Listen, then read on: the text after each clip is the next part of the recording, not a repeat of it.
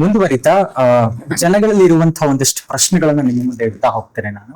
ತಾವು ಮಾಧ್ವ ಪರಂಪರೆಗೆ ಸೇರಿದಂತಹ ಯತಿಗಳಾಗೂ ತಾವು ಇದ್ದಂಥವ್ರು, ಅದಾದ ನಂತರ ಅಘೋರ ದೀಕ್ಷೆ ಅಘೋರಿಯಾಗಿಯೂ ಕೂಡ ತಾವು ಇದ್ದಂಥವರು, ಅದರ ಒಂದು ಅನುಷ್ಠಾನ ಎಲ್ಲ ಮುಗಿಸಿ ಮರಳಿ ಈಗ ಸನ್ಯಾಸಿಯಾಗಿ ಚಾತುರ್ಮಾಸಿ ದೀಕ್ಷೆಯಲ್ಲಿದ್ದೀರಾ, ಅಥವಾ ನೀವು ಏನು ಮಾಡಕ್ ಹೊರಟಿದ್ದೀರಾ, ನೀವು ಯಾರು ಅನ್ನುವಂಥ ಗೊಂದಲ ಬಹಳಷ್ಟಿದೆ. ನಿಮ್ಮನ್ನ ನೀವು ಹೇಗೆ ಸಮರ್ಥಿಸ್ಕೊಳ್ತೀರಾ? ನೀವು ಕೇಳಿದ್ರಿ ನಿಮ್ಮನ್ನು ನೀವೇ ಹೇಗೆ ಸಮರ್ಥಿಸ್ಕೊಳ್ತೀರಿ ಅಂತ. ನಾನು ಯಾವ ಕೋರ್ಟಲ್ಲೂ ನಿಂತಿಲ್ಲ ಸಮರ್ಥಿಸ್ಕೊಳ್ಳೋದು. ಫಸ್ಟ್ ಆಫ್ ಆಲ್, ಜೊತೆಗೆ ಪ್ರಶ್ನೆ ಕೇಳೋರು ಯಾರು ನನ್ನ ಎದುರು ಬಂದು ಹೇಳಿಲ್ಲ. ಸಂತೋಷ್ ಕೇಳ್ತಾ ಇರೋದ್ರಿಂದ ಹೇಳ್ಬೇಕಾಗಿದೆ. ನೀವು ಮಾಧ್ವರಾಗಿ ಇದ್ದವರು, ಇದು ಆ ಮಾಧ್ವರಾಗಿ ಇರೋದು. ಅಘೋರ ದೀಕ್ಷೆಯನ್ನು ಪಡೆದವರು ಯಾಕೆ ಅಂದ್ರೆ ನೀವೇ ಹೇಳ್ತಾ ಇದ್ರಿ ಅಘೋರ, ಅನ್ಯಾಯ, ಅಧರ್ಮ. ಅಂತ ಬಂದ್ರೆ ಮುಂದಿನ ಅಲ್ಲ ಅಂತ ಅರ್ಥ.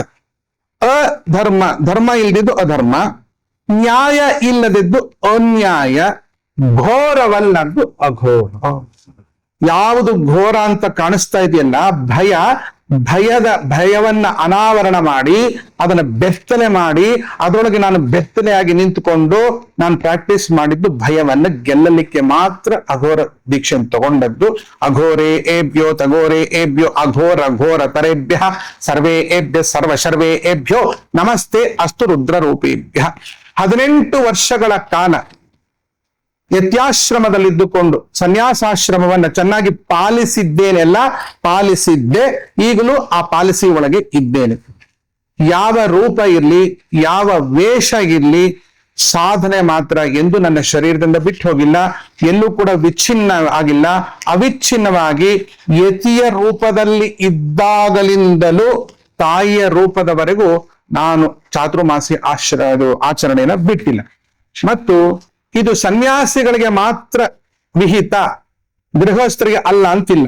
ಗೃಹಸ್ಥರು ಕೂಡ ಚಾತುರ್ಮಾಸವನ್ನ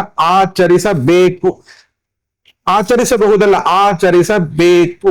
ಯಾಕೆಂದ್ರೆ ಅದು 4: ಧರ್ಮ, ಅರ್ಥ, ಕಾಮ, ಮೋಕ್ಷ. ನೋಡಿ, ಧರ್ಮ, ಮೋಕ್ಷ ಅದು ಬ್ರಾಕೆಟ್ ತರ ಇದೆ ಅಲ್ವಾ? ಕಾಮ, ಮೋಕ್ಷ ಹಿಂಗೇನೋ ಹೇಳ್ಬೋದಿತ್ತು. ಧರ್ಮ, ಅರ್ಥ, ಕಾಮ, ಮೋಕ್ಷ. ಈ ಮೋಕ್ಷ, ಈ ಧರ್ಮ ಅರ್ಥ ಮತ್ತು ಕಾಮಗಳನ್ನ ಹೇಳ್ಕೊಂಡಿದೆ. ಅರ್ಥ ಅಂದ್ರೆ ಎಕನಾಮಿಕ್ಸ್, ದುಡ್ಡು. ನೀನು ಗಳಿಸುವ ದುಡ್ಡು, ನಿನಗೆ ಬೇಕಾದ ಕಾಮ, ಈ ಕಾಮ ಮೋಕ್ಷಕ್ಕೆ ಸಂಬಂಧಪಡಲಿ. ಕಾಮ ಅಂದ್ರೆ ಕೊಮ ಹಾಕ್ಬಾರ್ದು. ಸೆಕ್ಸ್ ಒಂದೇ ಕಾಮ ಅಲ್ಲ. ಕಾಮ ಅಂದ್ರೆ ಇಚ್ಛೆ ಪಟ್ಟದ್ದು, ಆಸೆಗಳು. ಈ ಆಸೆ ಮೋಕ್ಷಕ್ಕೆ ಕೂಡಿರಲಿ. ನೀನು ಗಳಿಸುವ ಅರ್ಥಶಾಸ್ತ್ರ ಧರ್ಮದಿಂದ ಕೂಡಿರ್ಲಿ. ಇದನ್ನ ಪ್ರಾಕ್ಟೀಸ್ ಮಾಡ್ಲಿಕ್ಕೋಸ್ಕರ ಈ ಆಷಾಢ ಮಾಸದ ಕೆಲವರು ಪಂಚಮಿ ಕೂತ್ಕೊಳ್ತಾರೆ, ಕೆಲವು ದಶಮಿ ಕೂತ್ಕೊಳ್ತಾರೆ, ಕೆಲವರು ಹುಣ್ಣಿಮೆಯಿಂದಲೇ ಪ್ರಾರಂಭ ಮಾಡ್ತಾರೆ. ಈಗ 4 ತಿಂಗಳುಗಳ ಕಾಲ ಚಾತುರ್ಮಾಸ್ಯ ಅಂತಿದೆ. ಪಕ್ಷೋವೈ ಮಾಸ ಅಂತಲೂ ಇದೆ. ಪಕ್ಷೋವೈ ಮಾಸ 15 ದಿವಸಕ್ಕೆ ನಾವು ಪಕ್ಷ ಅನ್ಸ್ಕೊಂಡು 4 ತಿಂಗಳು ತಗೊಂಡು ಈ 4 ತಿಂಗಳ ಚಾತುರ್ಮಾಸ್ಯ ವ್ರತವನ್ನ ನಾನೊಬ್ಳೆ ಅಲ್ಲ, ಎಷ್ಟೋ ಜನರು ಗೃಹಸ್ಥರು ಮನೆಯಲ್ಲಿ ಆಚರಿಸಿದ್ ನಾನು ನೋಡಿದ್ದೀನಿ. ಈ ನಡುವೆ ನನಗೆ ಗೊತ್ತಿಲ್ಲ. ಅದು ಮತ್ತೆ ಪ್ರಶ್ನೆ ಅಂದ್ರೆ, ಈಗ ಸನ್ಯಾಸ ಧರ್ಮದಲ್ಲಿ ಇದ್ರಿ, ಅಲ್ಲಿಂದ ಅಘೋರಕ್ಕೆ ಹೋಗ್ತೀರಾ ಅಂತ ಹೇಳಿದ್ರೆ ಇದು ಬ್ರೇಕ್ ಆಯ್ತು ಅಂತ ಅನ್ಸಲ್ವಾ ನಿಮಗೆ? ಇದನ್ನ ಪೂರ್ಣ ಮಾಡದೆ ನೀವು ಬೇರೆದಕ್ಕೆ ಹೋದಾಗ, ಅಲ್ಲಿ ಮುಗಿಸಿ ಪುನಃ ಮರಳಿ ಇಲ್ಲಿ ಬಂದಾಗ ಯಾವ್ದು ಪೂರ್ಣ ಆಯ್ತು ಅಂತ ನಿಮ್ಗೆ ಅನ್ಸುತ್ತೆ? ಚೆನ್ನಾಗಿದೆ ಪ್ರಶ್ನೆ. ಮೊದಲು ಬ್ರಹ್ಮಚರ್ಯವನ್ನ ಪೂರ್ಣ ಮಾಡಿದ್ಮೇಲೆ ಗೃಹಸ್ಥ ಅಂತ ಆಗೋಲ್ಲ. ಯಾಕೆ ಅಂದ್ರೆ ಬ್ರಹ್ಮಚರ್ಯ ಪೂರ್ಣ ಹೇಗಾಗುತ್ತೆ? ನಮಗೆ ಆಸೆಗಳು ಬರೋದ್ರೊಳಗೆ ಬ್ರಹ್ಮಚರ್ಯ ಬಿದ್ದೋಗಿರುತ್ತೆ. ನೀವು ಬ್ರಹ್ಮಚರ್ಯ ಆಶ್ರಮ ಅಂದ್ರೆ ಪೂರ್ಣ ಅಂದ್ರೆ ಏನಾಗ್ಬೇಕಾಗಿತ್ತು? ಅವನ ಯೌವನ ಬಿದ್ದೋಗೋ ತನಕ ಬ್ರಹ್ಮಚರ್ಯ ಇರ್ಬೇಕಾಗಿತ್ತು. ಫಸ್ಟ್ ಬ್ರಹ್ಮಚರ್ಯ, ಆಮೇಲೆ ಗೃಹಸ್ಥ, ಆಮೇಲೆ ವಾನಪ್ರಸ್ಥ, ಅದೆಲ್ಲ ಪ್ರಸ್ಥದೊಳಗೆ ಇದೆ. ಆಮೇಲೆ ಸನ್ಯಾಸ ಅಂತ ಬರುತ್ತೆ. ನೀವು ಕೇಳಿದ್ರಿ ಇನ್ನು ನಿಮ್ಗೆ ಸನ್ಯಾಸಾಶ್ರಮ ಪೂರ್ಣ ಅಂತ ಅನ್ಸೇ ಇಲ್ದೇ ಇದ್ದಾಗ ನೀವು ಘೋರಕ್ಕೆ ಹೋದ್ರಿ ಅಂತ ಒಳ್ಳೆ ಪ್ರಶ್ನೆ ಮಾಡ್ತೀರಿ ಸಂತೋಷ್. ಅದಕ್ಕೆ ನಾನು ತುಂಬಾ ಇಷ್ಟಪಡ್ತೀನಿ. ನೋಡಿ, ಬ್ರಹ್ಮಚರ್ಯನ ಹೇಗೆ ಪೂರ್ಣೆ ಮಾಡಕ್ಕಾಗುತ್ತೆ? ಈಗ ಬ್ರಹ್ಮಚರ್ಯ ಆಶ್ರಮದಲ್ಲಿ ಆ ಹುಡುಗ 12 ವರ್ಷಗಳ ಕಾಲ ಋಷ್ಯಾಶ್ರಮದಲ್ಲಿ ಇದ್ಕೊಂಡು ಅಧ್ಯಯನ ಮಾಡ್ತಾ ಮಾಡ್ತಾ ಅವನಿಗೆ ಯೌವನ ಬರೋದ್ರೊಳಗೇನೆ ಅಥವಾ ಬಂದ ತಕ್ಷಣನೇ ಅವನಿಗೆ ಮದುವೆ ಮಾಡ್ಬಿಡ್ತಾರೆ. ಆಗ ಬ್ರಹ್ಮಚರ್ಯ ಪೂರ್ಣ ಆಗೋದಿಲ್ಲ. ಯಾಕಂದ್ರೆ ಅವನು ಪ್ರಾರಂಭದಲ್ಲಿ ಯಾವುದೇ ಆಕಾಂಕ್ಷೆಗಳೇ ಇಲ್ಲ ಅವನಿಗೆ. ಒಂದು ಹೆಣ್ಣು ನೋಡಿದಾಗ ಏನು ಭಾವನೆಗಳೇ ಬರಲ್ಲ. ಆವಾಗ ಬ್ರಹ್ಮಚರ್ಯ ಅಂತ ನಾವು ಹೇಗೆ ಕರೆಯೋದು? ಬ್ರಹ್ಮಚರ್ಯ ನಿಜವಾಗೂ ಪಾಲನೆ ಮಾಡಬೇಕಾಗಿತ್ತು ಅವ್ರಿಗೆ. ಎಲ್ಲಿಗೆ ಅಂದ್ರೆ ಒಳ್ಳೆ ಖೋರ ಯುವಕನಾಗಿದ್ದಾಗ ಅದನ್ನ ಮುಗಿಸ್ಬೇಕಾಗಿತ್ತು ಅಲ್ವಾ? ಅಲ್ಲಿ ತನಕ ಮದುವೆ ಮಾಡ್ಕೋಬಾರ್ದು ಅವ್ನು. ಹಂಗ್ ನೋಡಿದ್ರೆ ಅಷ್ಟೊಳಗೆ ದಾಟಿ ಮದುವೆ ಮಾಡ್ಕೊಂಡ್ಬಿಡ್ತಾರೆ. ಅಂದ್ರೆ ಮದುವೆ ಆದ್ಮೇಲೆ ಬ್ರಹ್ಮಚರ್ಯ ಪ್ರಾಕ್ಟೀಸ್ ಮಾಡ್ಬೋದಲ್ಲ.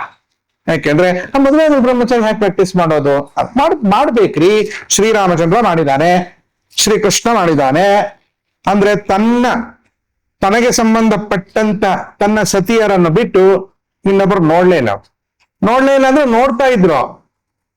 ನಿಮ್ಮ ಅಕ್ಕ ನಿಮ್ಮ ದೊಡ್ಡ ಮಗಳು ಚಿಕ್ಕ ಮಗಳು ತುಂಬಾ ಚೆನ್ನಾಗಿರ್ತಾರೆ ಅಂತ ಇಟ್ಕೊಳ್ಳಿ, ಮೂಡ್ ಅನ್ಬಿಡ್ತಾರೆ ಅಷ್ಟೇ. ಮೂಡಂತೂ ಏನೋ ಇದೆ, ಇದು ಮೂಡ ಆಗಲ್ಲ ಅಂತಿದೆ. ಅವಾಗ ಅವಾಗ ಗೊತ್ತಾಗುತ್ತೆ, ಅಂಥದ್ದಾಗ್ಬಿಡುತ್ತೆ. ಎಲ್ಲಾ ಹೆಣ್ಣು ಚೆನ್ನಾಗಿದ್ದಾಳೆ ಅಂತ ಭಾವನೆಗಳು ಬರಲ್ಲ. ಹಾಗಾಗಿ ನೀವು ಇದೆಲ್ಲ ಏನೋ ಹೇಳ್ತದೆ ಬರ್ತೈತೆ ನನಗೆ. ಅಂದ್ರೆ ಪೂರ್ಣಗೊಂಡಿಲ್ಲ ಅಂತ ಹೇಳ್ತಾರೆ. ಪೂರ್ಣಗೊಂಡಿಲ್ಲ ಅಂದ್ರೆ ಏನು ಅಂತಂದ್ರೆ, ಇವಾಗ ಬ್ರಹ್ಮಚರ್ಯ ಮುಕ್ತಾಯ ಆಯ್ತು ಅಂತ ಆಗೋಲ್ಲ, ಆಮೇಲೆ ಗೃಹಸ್ಥ ಮುಕ್ತಾಯ ಅಂತೂ ಆಗಲ್ಲ. ಇಲ್ಲಿ ಸನ್ಯಾಸಿಗಳು ಅಘೋರಿಗಳಾಗಬಾರ್ದು ಅಂತಿಲ್ಲ.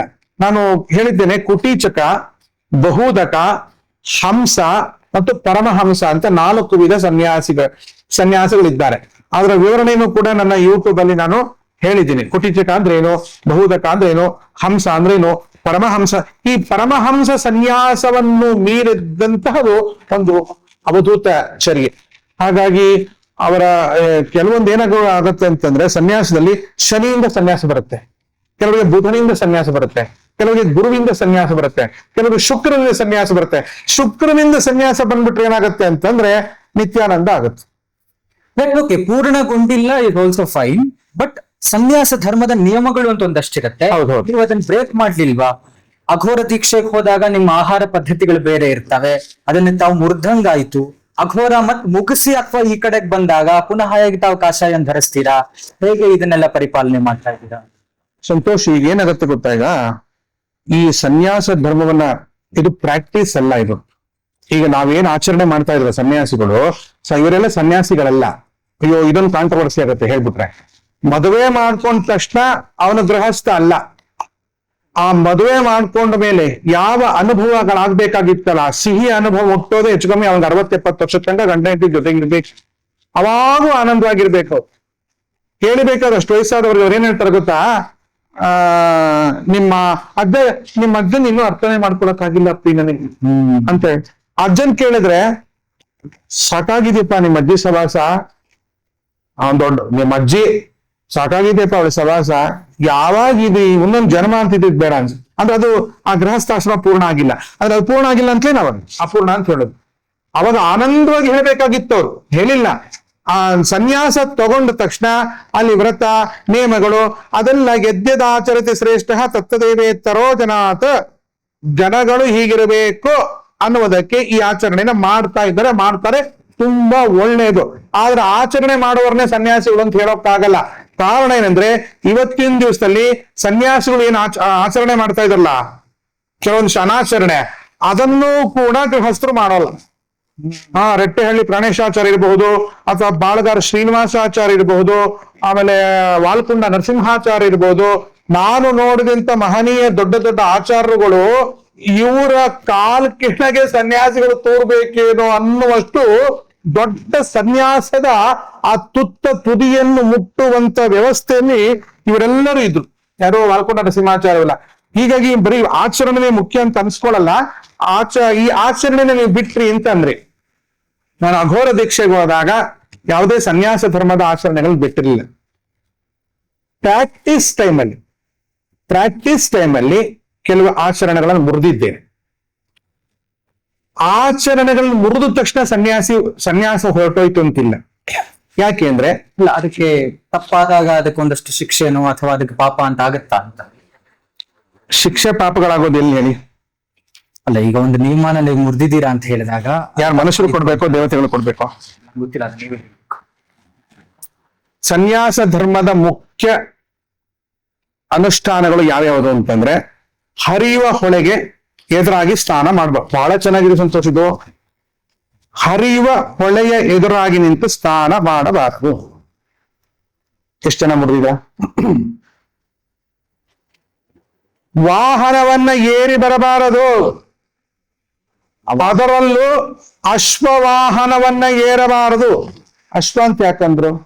ಅವಾಗ ಗಾಡಿ ಇರ್ಲಿಲ್ಲ, ಬೆನ್ಸ್ ಗಾಡಿ ಇರ್ಲಿಲ್ಲ. ಯಾವ ಗಾಡಿ ಇತ್ತು ಅಂದ್ರೆ ನಡೆದ ಚತುಷ್ಪದ ಏರ್ಬಾರದು. ಈ ಮೊನ್ನೆ ಯಾವ್ದೋ ಸ್ವಾಮಿಗಳು ಕುದುರೆ ಮೇಲೆ ಕೂತಿದ್ದ ನೋಡಿದ್ರೆ ಏನಂತ ಬರ್ದಿರ ಗೊತ್ತಾ?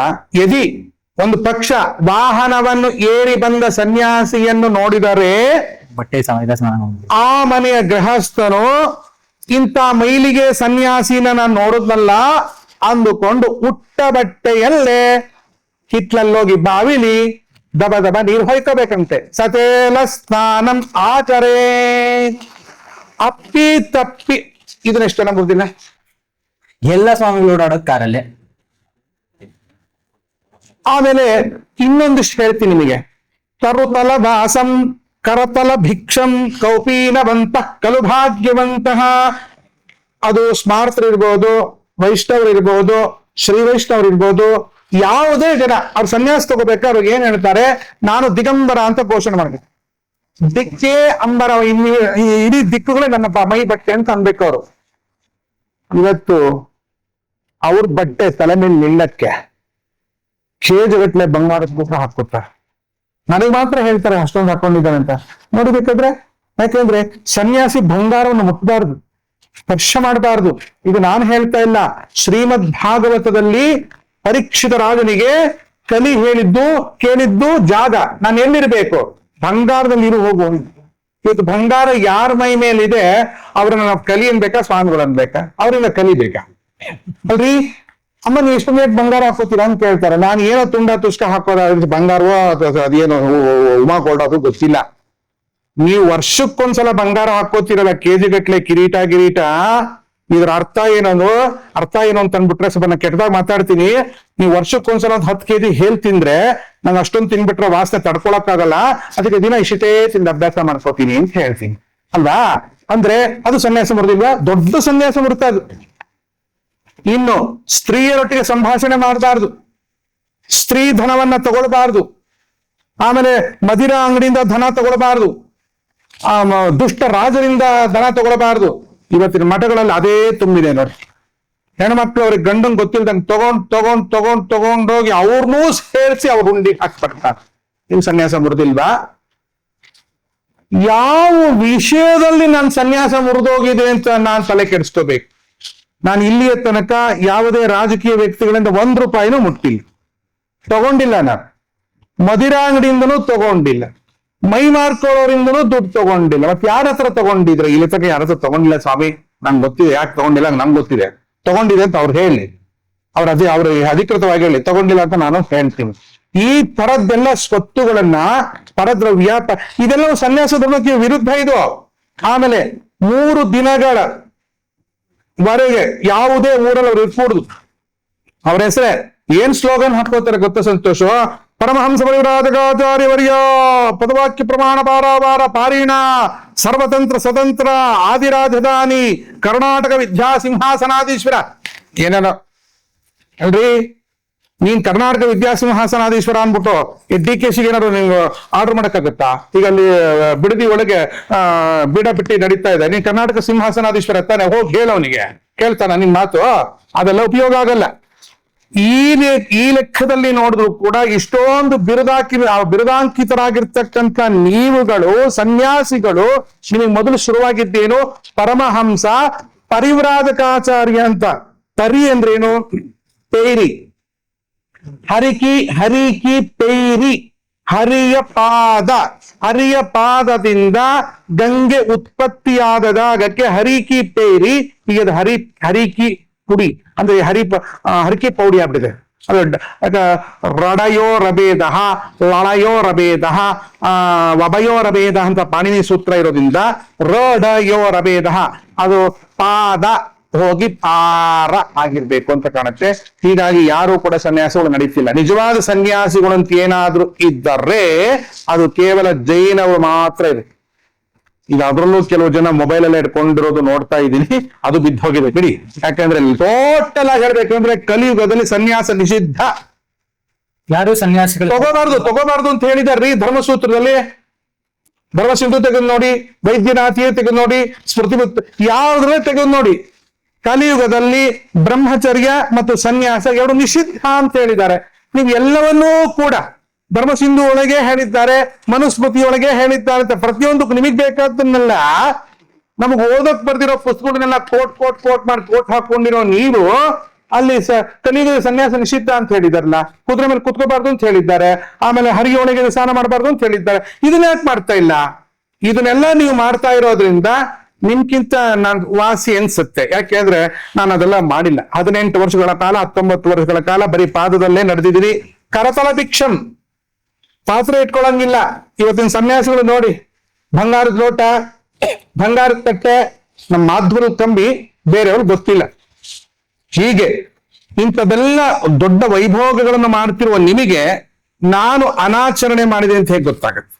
ಅಘೋರ ಸಂಪ್ರದಾಯದೊಳಗೆ ಎಷ್ಟು ಶುದ್ಧ ಸನ್ಯಾಸ ಅಂದ್ರೆ ಮೈ ಮೇಲೆ ಬಟ್ಟೆ ಕೂಡ ಹಾಕೊಳ್ಳಿಕ್ಕೆ ಒಂದು ಆಶ್ರಯ ಅಂತಿರಲ್ಲ. ಎಲ್ಲೋ ಸ್ಮಶಾನದಲ್ಲಿ, ಎಲ್ಲೋ ಘಾಟಲ್ಲಿ, ಎಲ್ಲೋ ಬಿದ್ದುಕೊಂಡು ಹೇಗೋ ಬಿದ್ದುಕೊಂಡಿರ್ತಕ್ಕಂಥವ್ರು ಅವರ ನಿಜವಾದ ಸನ್ಯಾಸಿಗಳು ಅಂತ ಹೇಳ್ತೀನಿ. ನನ್ನ ಪ್ರಕಾರ ನಾನು ಸನ್ಯಾಸ ಧರ್ಮದ ಯಾವುದೇ ಆಚರಣೆಗಳನ್ನಾಗಲಿ, ಅಂದ್ರೆ ಇವ್ರು ಕಟ್ಕೊಂಡಿರೋ ಆಚರಣೆಗಳನ್ನಾಗಲಿ ನಾನು ಬಿಟ್ಟಿದ್ರು ಕೂಡ ನನ್ನ ಸನ್ಯಾಸ ಧರ್ಮಕ್ಕೆ ಸಂಬಂಧಪಟ್ಟಂತಹ, ವೈರಾಗ್ಯಕ್ಕೆ ಸಂಬಂಧಪಟ್ಟಂತಹ ಯಾವುದೇ ಆಚರಣೆಗಳು ಬಿಡ್ಲಿಲ್ಲ, ಇವತ್ತು ಬಿಡಲ್ಲ. ಅನಾಚರಣೆ ಅಂತೂ ನಾ ಮಾಡ್ಲೇ ಇಲ್ಲ ಸಂತೋಷ್.